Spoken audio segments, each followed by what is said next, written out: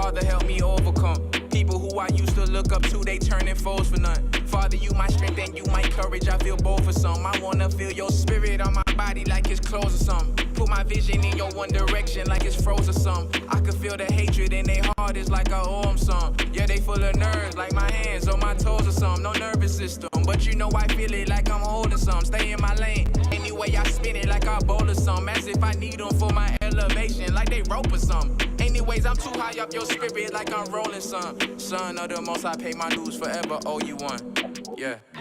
If it wasn't for your presence, I would have no peace, believe it. See, that Bible is my weapon, I don't have no beef, I'm vegan. Yeah, your highness, you a blessing, you a masterpiece, I mean it. And I'm fighting for your presence, full of passion, cause I need it. Father, will we make it in? Once we face the end, I'll be looking for your grace within. I've been studying through Corinthians and Galatians. I done found the faith within. The end is so close, you can physically see it. How real is this realm if you can spiritually live it? America so wicked, it's like living in Egypt.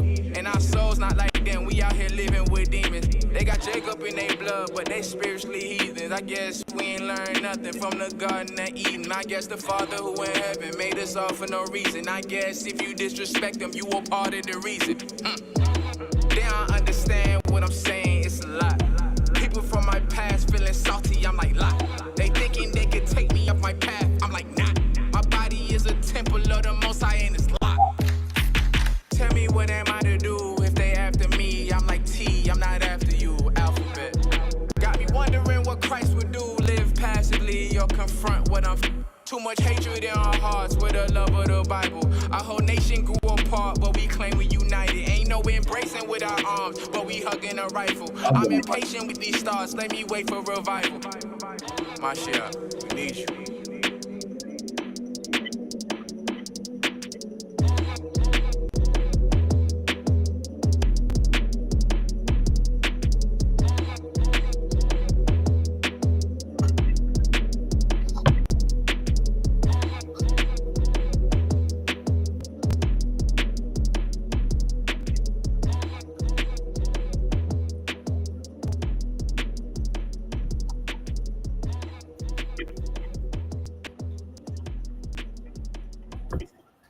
Welcome to the Hebrew state of being.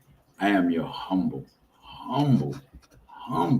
servant and host for tonight. I am Kyle.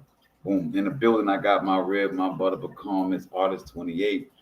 I'm getting ready for bed. Youngin' Bella Son is in the building, getting ready for his last day of school. And my goodness, we are so proud of him in this hour. He's finished out the year with 2 B's and the rest A's. And the last semester, that's his average for the whole 4 semesters. And his last semester grades, he got 1 C and the rest A's. So, we are extremely proud of the young man. So salute to the young Hebrew handling his business. All praise to the Most High.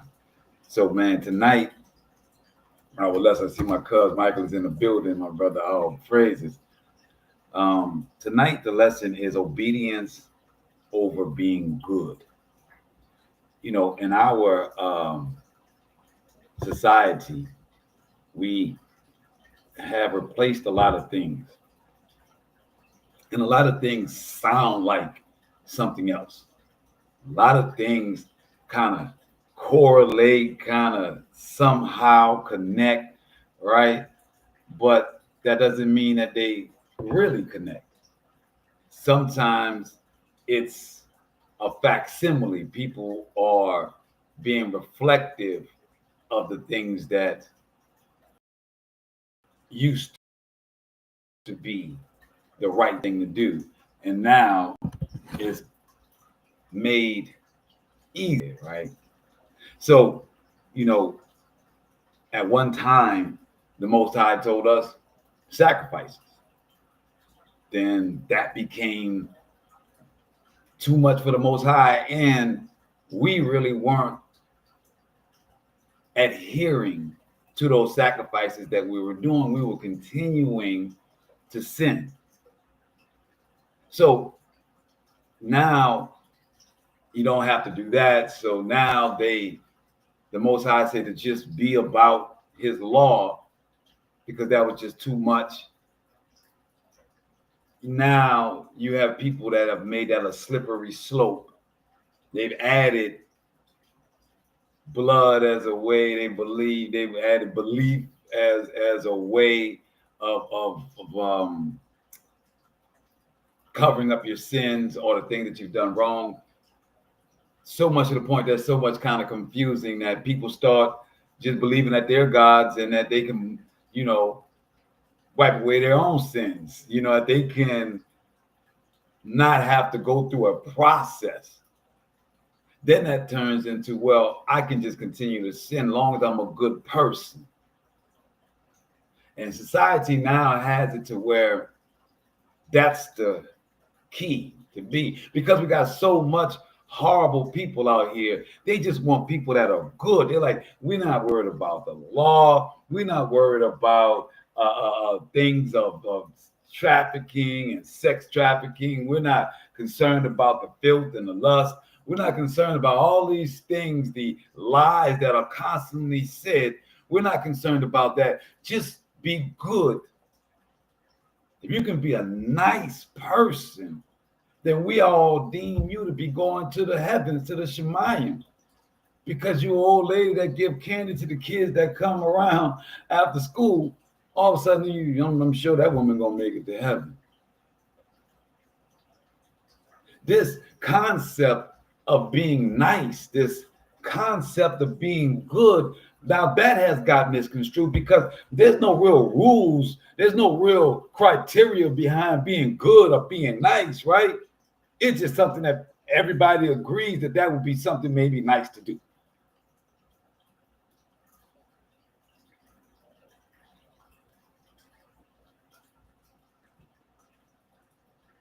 To believe that being nice or being good is what the Most High requires of you is wrong. That's not what he's required of you.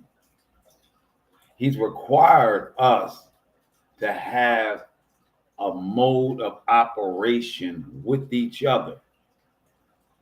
He's given us a mode of operation of how to deal with him.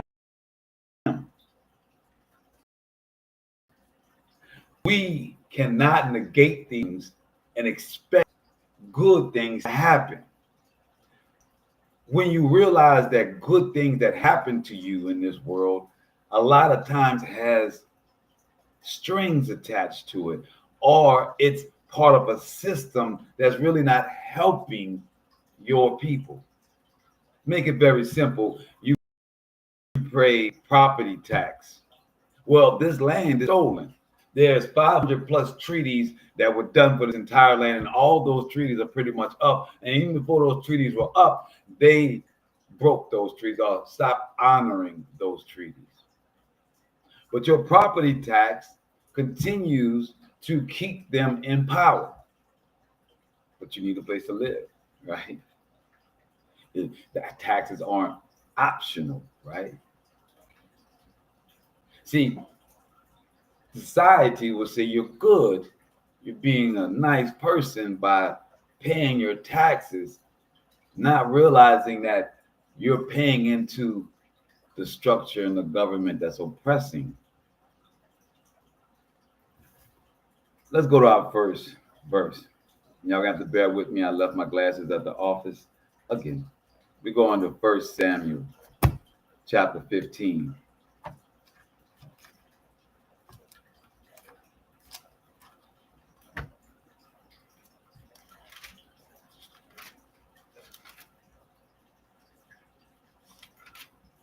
And we're going to verse 14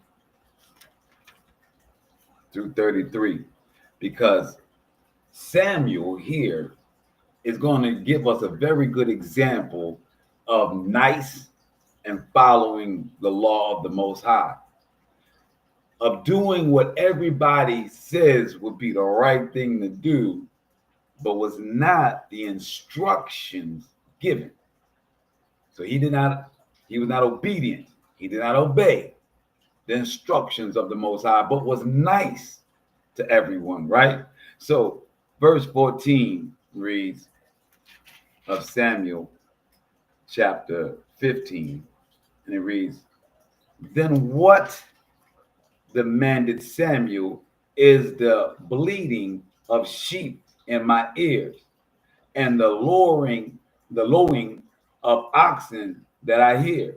Saul answered, they were brought from the Amalekites, for the troops spared the choicest of the sheep and oxen for sacrificing unto the Most High, your Creator, Shaddai. And we proscribed the rest, Samuel said to Saul. Stop. Let me tell you what the Most High said to me last night. Speak, he replied.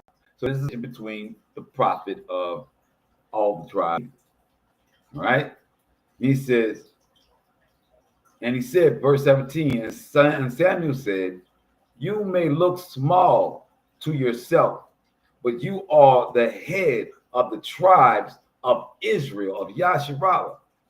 The Most High anointed you king over Yasharallah, and the Most High sent you on a mission, saying, go and proscribe the sinful Amalekites.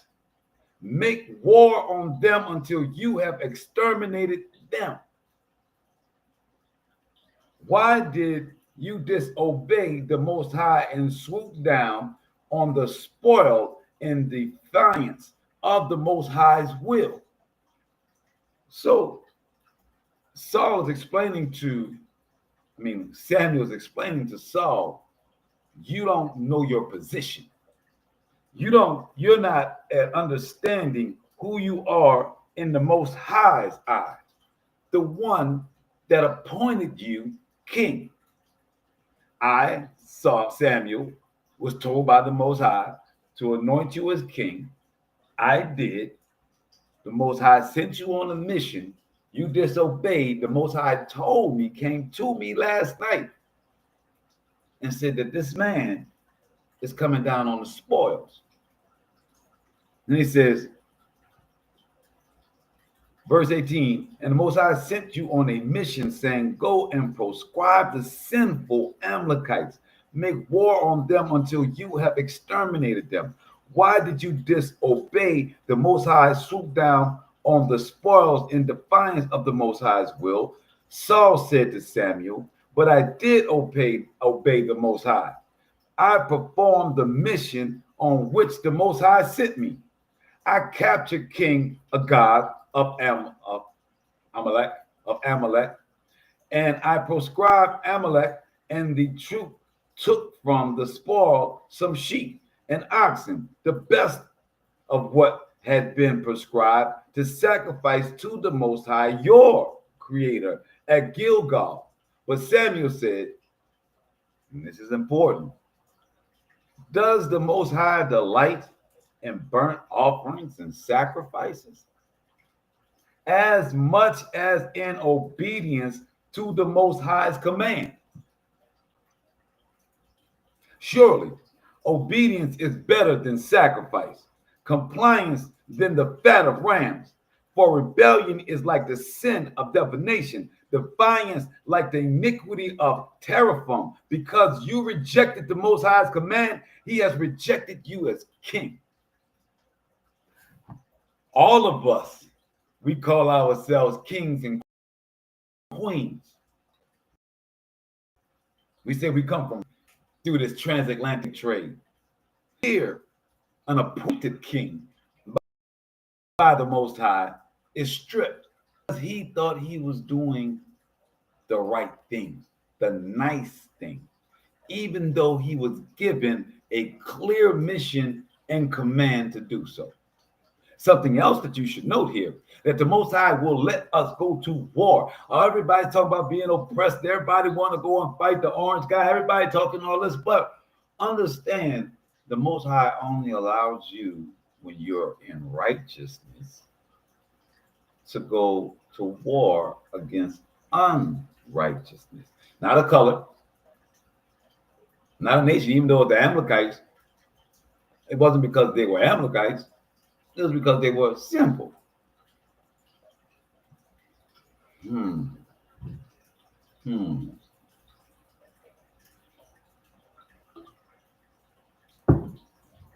The Most High will give us all that we need to make it through these times. And if we can come together as a collective and put away our idols, put away our belief systems that have been taught to us by our mothers and our fathers and generationally, and come back to his word, that's when we'll be able to wage war and win. That's when he'll show his hand and give us the strength to be a true battle axe, even when our numbers don't equal theirs. Obedience is important in this hour as we are going through all that is happening. Obedience is more needed now as the prophecies are being fulfilled than ever before. Obedience is most needed when discipline, because soldiers cannot go to war without discipline. Soldiers cannot have victory without discipline. And discipline comes from the wisdom of the Most High and his law of Exodus 20. I don't know if you're really ready for war. I don't know if you understand the concept or the tenets of war. Trust me when I tell you, when you go to war on some ideology, when you start seeing that bloodshed, and you even taking a life, you start to rethink, what am I doing this for? When you got the law and you understand you're doing it for righteousness, you are empowered. You don't have that feeling when you're doing it for the right thing. And it reads, compliance. Surely obedience is better than sacrifice, compliance than the fat of rams. For rebellion is like the sin of divination, of worshiping multiple gods. Defiance is like the iniquity of teraphim, because you rejected the Most High's command. He has rejected you as king. Saul said to Samuel, I did wrong to transgress the Most High to them and come back with me. So Saul is clearly saying, I was trying to be nice. That's all I was doing. I was just trying to be nice to the troops for the war that they're and give them something. But you just said, Saul, that you only took the choicest things to sacrifice to the Most High. You tried to put it out there as what you did was for the Most High. So many people do this in today's doctrine. They say they follow these other doctrines for the Most High. But the Most High has a doctrine. Shadiah has a doctrine. Newsflash.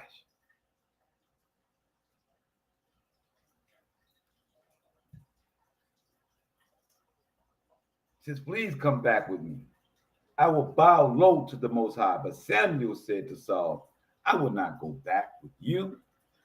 For you have rejected the Most High command, and the Most High has rejected you as king over Yasharallah.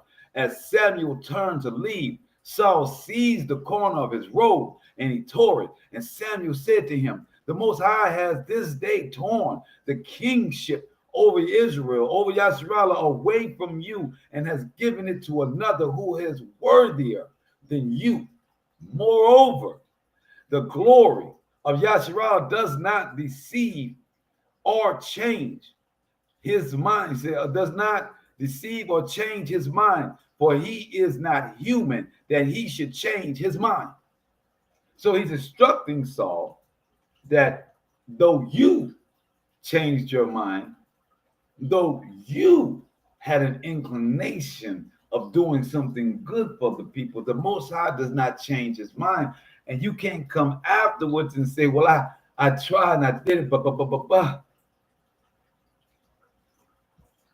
So his mind, or he is not human, that he should change his mind. But Saul pleaded, I did wrong. Please honor me in the presence of the elders of my people and in the presence of Yasharallah, and come back with me until I have bowed low to the Most High, your Creator. So Samuel followed Saul back, and Saul bowed low to the Most High.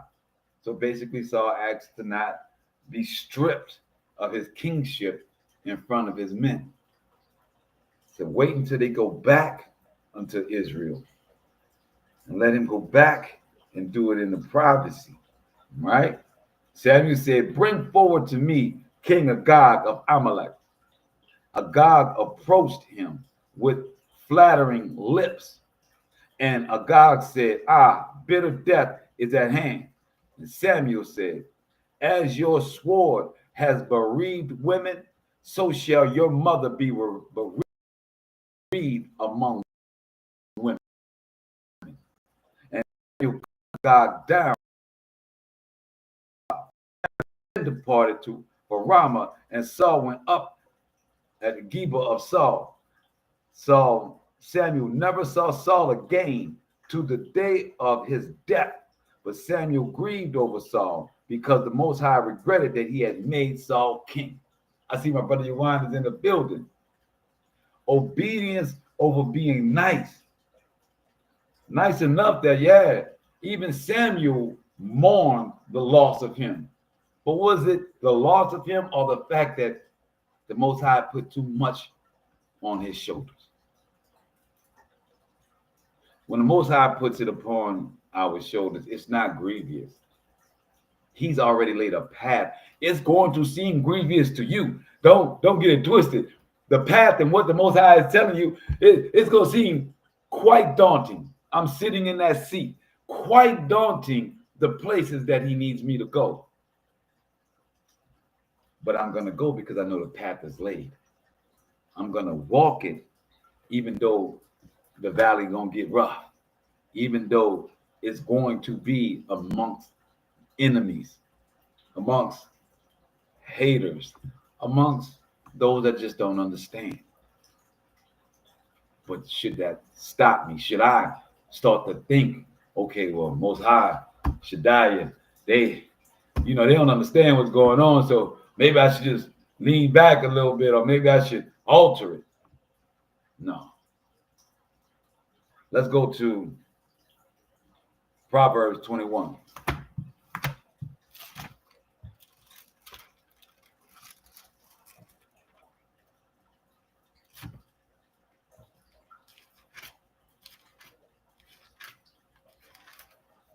Proverbs 21, verse 3. It reads, to do what is right and just is more desired by the Most High than sacrifice. So right and just isn't being nice. It isn't being good. To be right and just is only good and nice in the Most High's eyes. In the world's eyes, it's not. Because when you tell them to come back unto the Most High, unto his law, you're not being nice to them.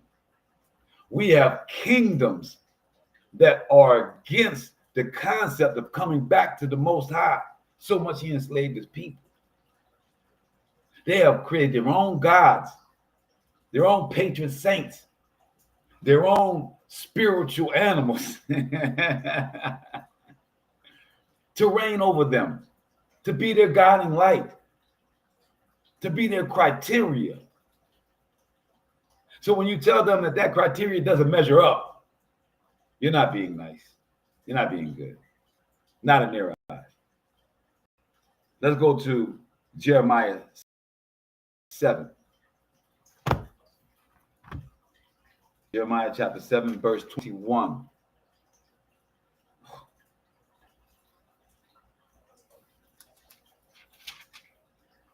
Jeremiah chapter 7, verse 21, it says, thus says the Most High of the army, the Shaddai of Yasharallah, add your burnt offerings to your sacrifices.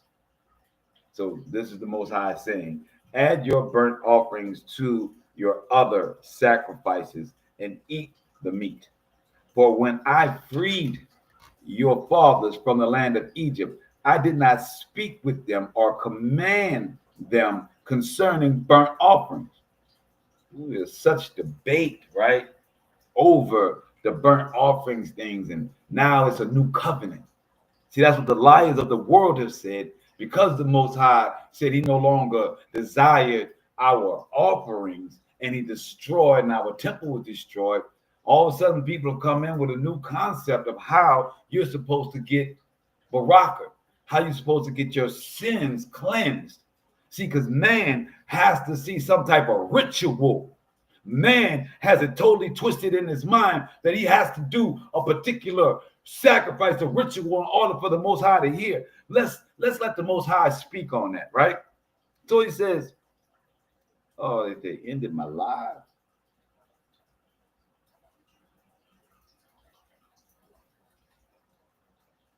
Oh, maybe that's my Instagram. Why would they do that on Instagram, man? I have to put part one right here.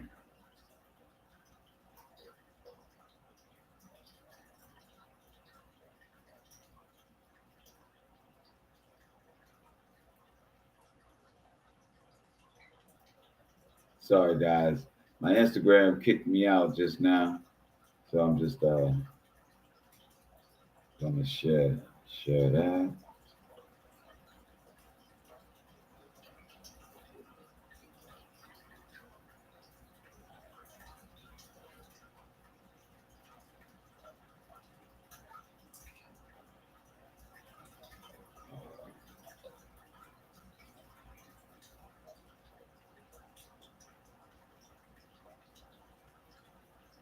All right, so we're gonna do it like that. So here, as we're in Jeremiah chapter 7, verse 21, and it says, verse 9, as your fathers, I didn't ask for them to do sacrifices when I brought them out of Egypt. I did not speak to them or command them concerning burnt offerings or sacrifices.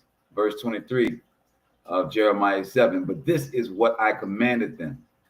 Do my biddings, that I may be your creator and you may be my people. Walk only in the way that I enjoin upon you, that it may go well. Yet they did not listen or give ear. They followed their own counsel.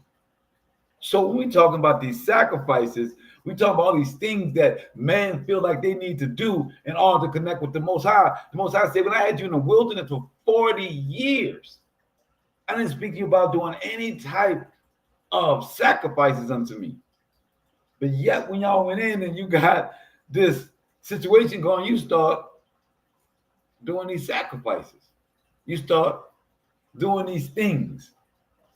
Right? When Moses brought you out, you were up there trying to make a sacrifice when Moses was getting the 10 Commandments. Because this is what you would learn from your capturer.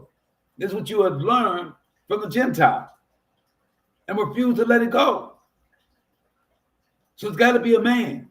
It's got to be some type of man doing something, or man being a god or something. You got to have a deity or something. It's man worship. The Most High said 40 years you were in the wilderness, man. I didn't ask you nothing about, I didn't even question you concerning sacrifices of burnt offerings. He said, but they followed their own counsel in the wilderness of their evil hearts. They have gone backwards, not forwards, from the day your fathers left the land of Egypt until today. And though I keep sending my servants, the prophets, to them daily and persistently, they would not listen to me or give ear. They stiffened their necks. They acted worse than their fathers. So we got these debates and these conversations about being good and being nice. And this is what the Most High said. No, the Most High said, I gave you a law to go by. Nothing else. I enjoined it upon you.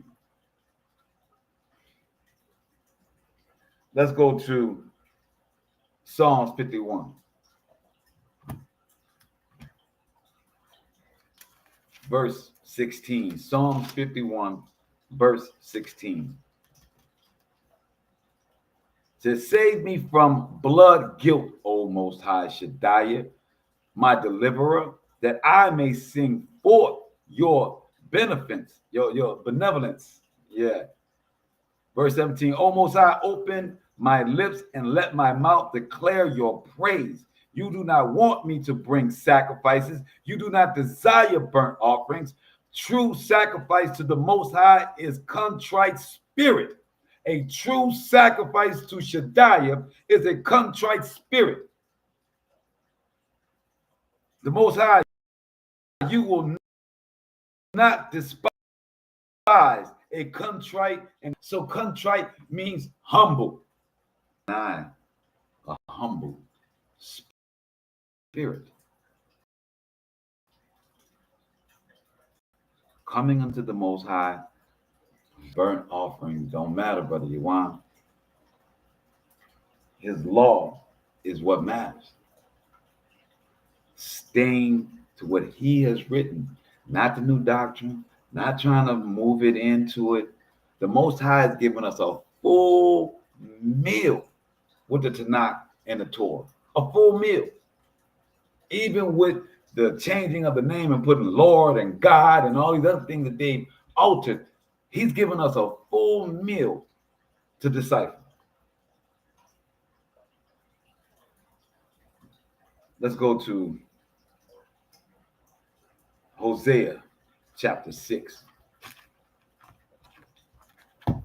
We couldn't be half the men that the minor prophets are, right? Couldn't be half the men.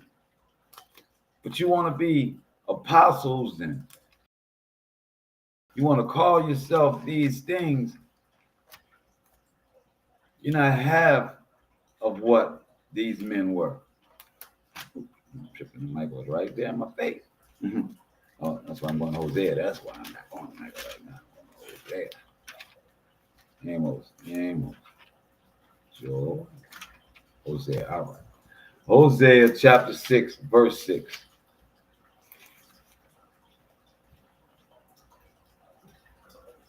It says, for I desire goodness, not sacrifice, obedience to the Most High, rather than burnt offerings.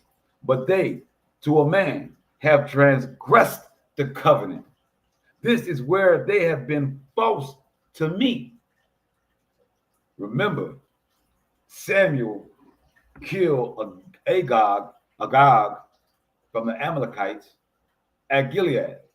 And it says, this is where they have been false to me. Gilead is a city of evildoers, tracked up with blood, the gang of priests. So the Most High is calling the false prophets and the priests a gang.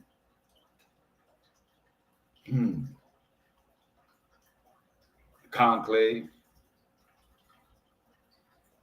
a gang. You got set leaders from all across the world called cardinals. You got your Don Corleone as your pope. Feel me?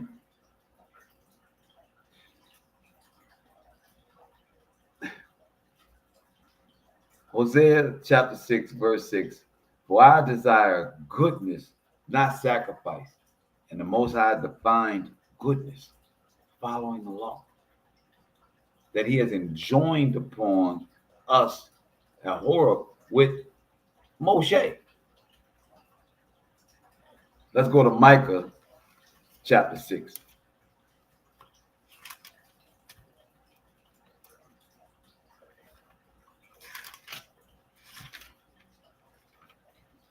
Micah chapter 6, 8. And it reads, he has told you, O man, what is good and what the Most High requires of you, only to do justice. So good is justice. I want y'all to understand, it's not the justice of NOPD. It's not the justice of Governor Landry. It's not the law of the federal government. It's the law of the Most High. It says only to do justice and to love goodness, which is justice, and to walk modestly, contrite spirit with the Most High. Then then your name will achieve wisdom. Then your name will achieve wisdom. It means the Most High will hear you without a burnt offering, without being nice and going against the Most High and having popularity say that you're good. I see David's in the building. The Most High does not care about what the world calls good or what the world thinks is nice. He doesn't. He's actually the direct opposite of that. I mean, can you fathom that? That the Most High's goodness and being nice is the direct opposite of what the world's goodness and nice means. Order is good for the Most High and nice. Discipline is good and nice for the Most High. Through that, he gives you the reward of wisdom, and that your prayers are heard in Shemayim. No church needed, no pastor needed, no priest needed. Wow. Freedom. Freedom.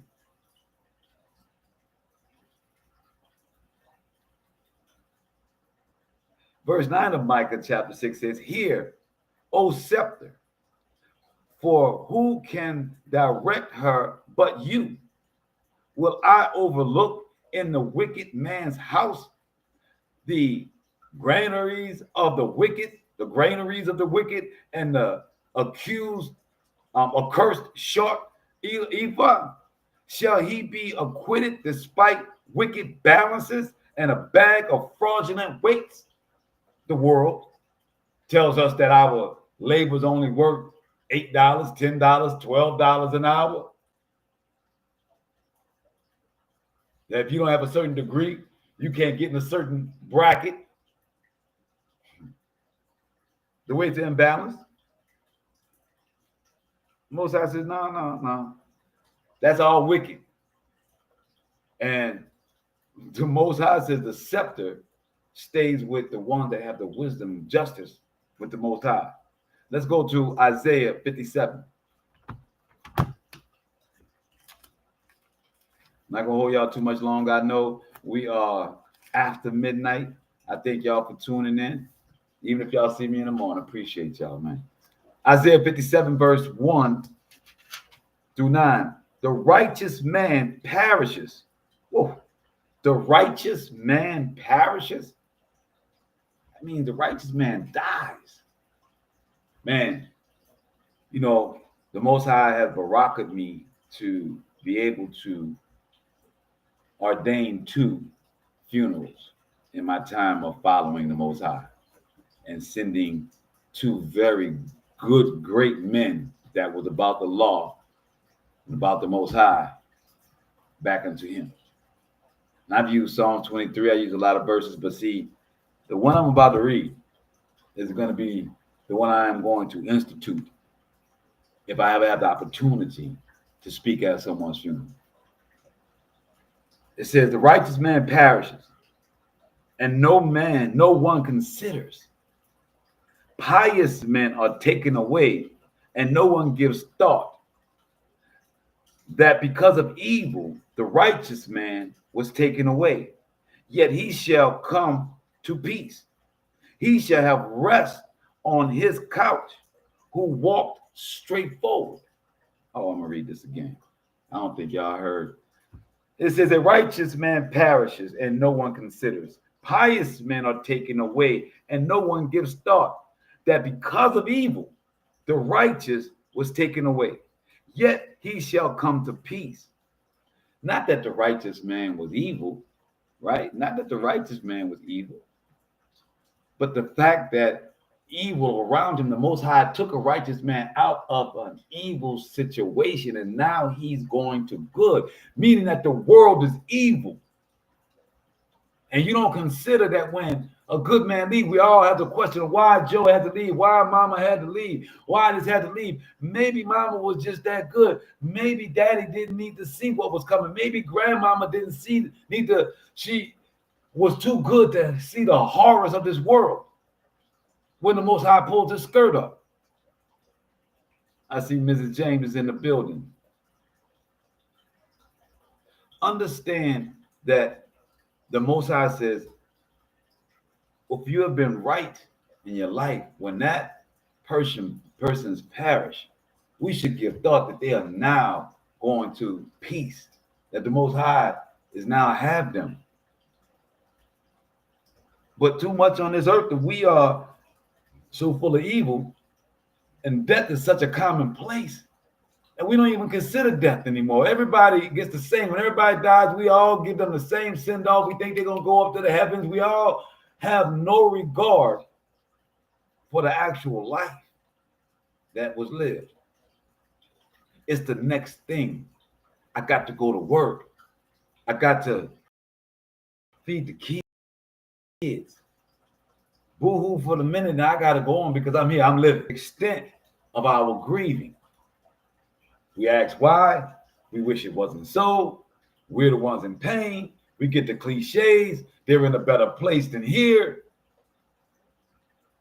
The hell that mean in a better place?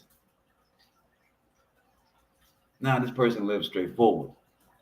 This person is with the Most High. Or this person was wayward. We don't know where that boy going. Because the Most High has the last judgment. See, in the midst of this Isaiah 57, the Most High is saying that we are not truly thinking about where they're going. Verse 3, but as for you, come closer, you sons of sorcerers, you offspring of adulterers and a harlot, with whom do you act so familiar? The Most High saying you are familiar and you are hoping that your loved ones are in the arms of these familiar spirits and harlotry and adultery. I understand that the Most High said by Exodus 20, and you have no other gods. That's I think it's the third commandment. So any other name that you're trying to send, whether it be a prophet, whether it be a demigod, any one of them you're trying to send your people, that's a familiar spirit you're trying to send them to. It says, at whom do you open your mouth and stick your tongue? Why? You are children of iniquity, offspring of treachery. You who inflame yourselves among the taverns, under every verdant tree, who slaughter children in the wadis, among the clefts of the rocks. With such are you share and portion. Of such are your share and portion. They are your allotment. To them you have poured out libations, presented offerings. Should I relent in the face of this, says the Most High? Verse 7, on a high and lofty hill you have set your couch. There too you have gone up to perform sacrifices. Behind the door and doorpost you have directed your thoughts, abandoning me. You have gone up on the couch you made so wide. Every time you got to speak somebody or some demigod's name before you say Shaddai or Ahia, or before you use his title, the Most High. Most High told you his name in Genesis 17 was Shaddai. Came back and told Moses, Ahia, I am. But even in Genesis, he said, I am Shaddai. Still the same name from what he told Abraham from the beginning.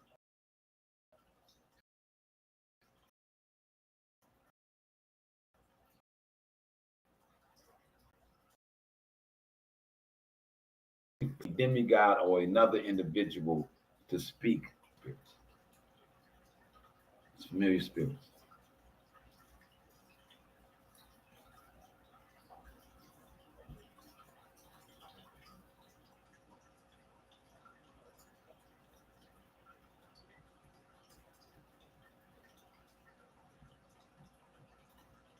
He says, on the couch you made so wide, you have made a covenant with them. That's their new covenant. The New Testament. It's their new covenant. with them. You have loved betting with them. You have chosen lust. You have approached the king with oil, and you have provided many perfumes, and you sent your envoys afar, even down to the netherworld. Even down to the netherworld. Revelations chapter 1, verse 5 says that Jesus is the firstborn of the dead, which is the nether world. These are just facts.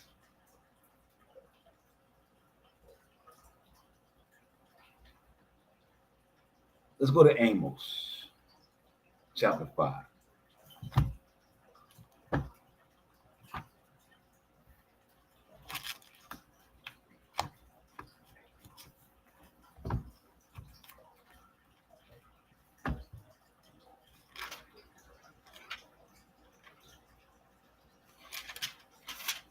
Amos chapter 5, verse 22.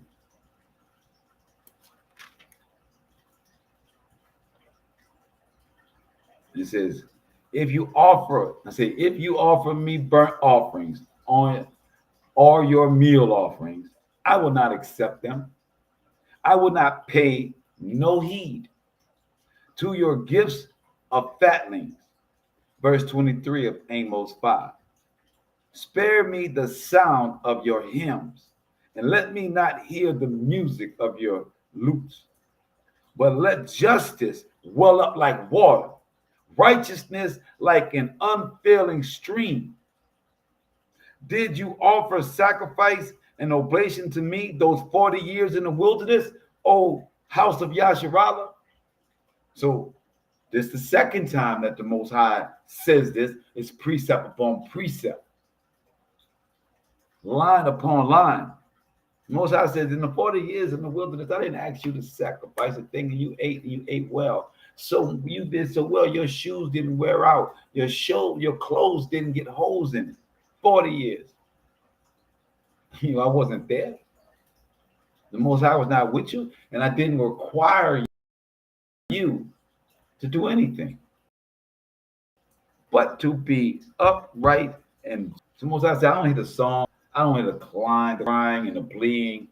No, let what wells up in you not be tears of pain and oppression, but tears of joy, because you have been keeping righteousness and justice. It says, verse 24, but let justice well up like water, righteousness like an unfailing stream. Verse 25, did you offer sacrifice and oblation to me those 40 years in the wilderness, O house of Yasharallah?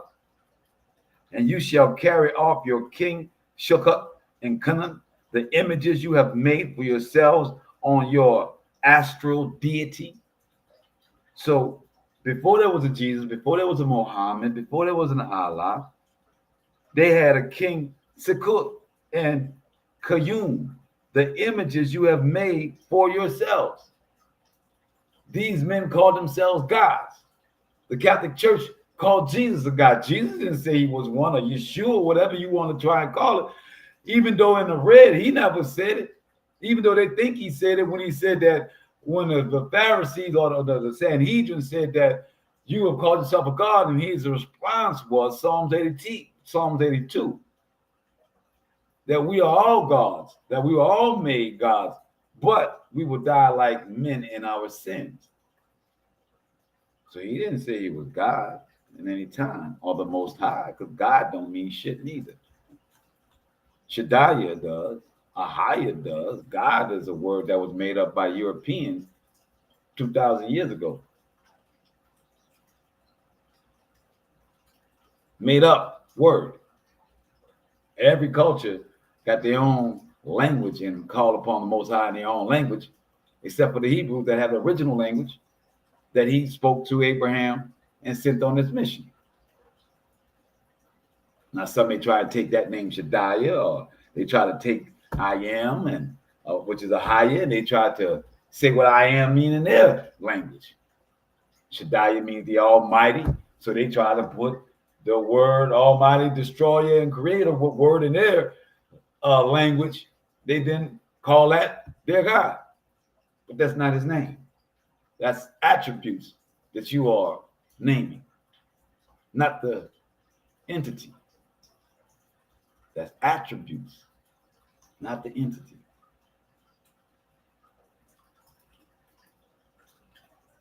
Let's go to Proverbs 15.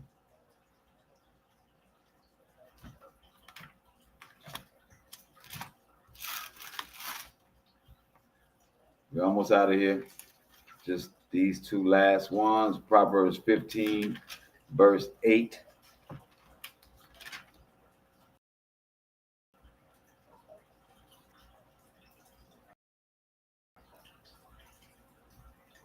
And it reads, the sacrifice of the wicked is an abomination to the Most High, but the prayers of the upright please him.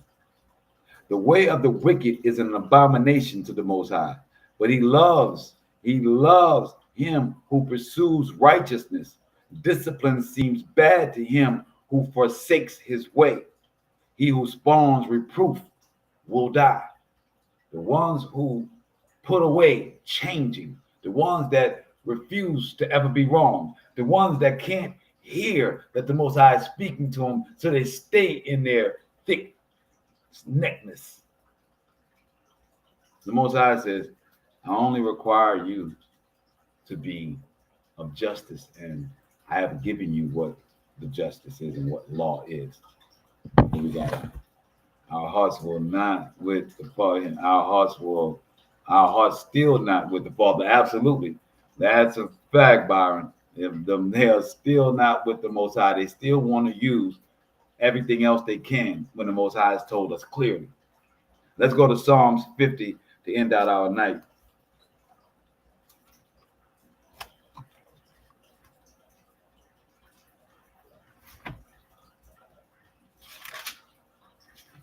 Psalms 50, verse 13 through 14. Do I eat the flesh of bulls? Do I eat the flesh of bulls or drink the blood of he-goats? Sacrifice a thank offering to the Most High and pay your own vows to the Most High.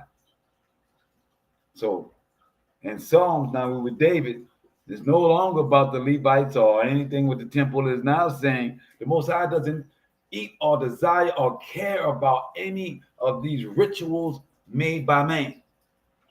The Most High has required us to do right and to do good. He says, pay your vows to the Most High.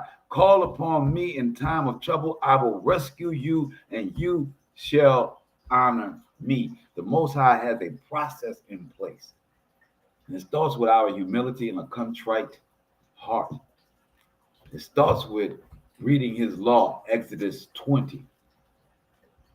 It starts with that, and there he gives you wisdom. There he allows you to be a battle axe for him.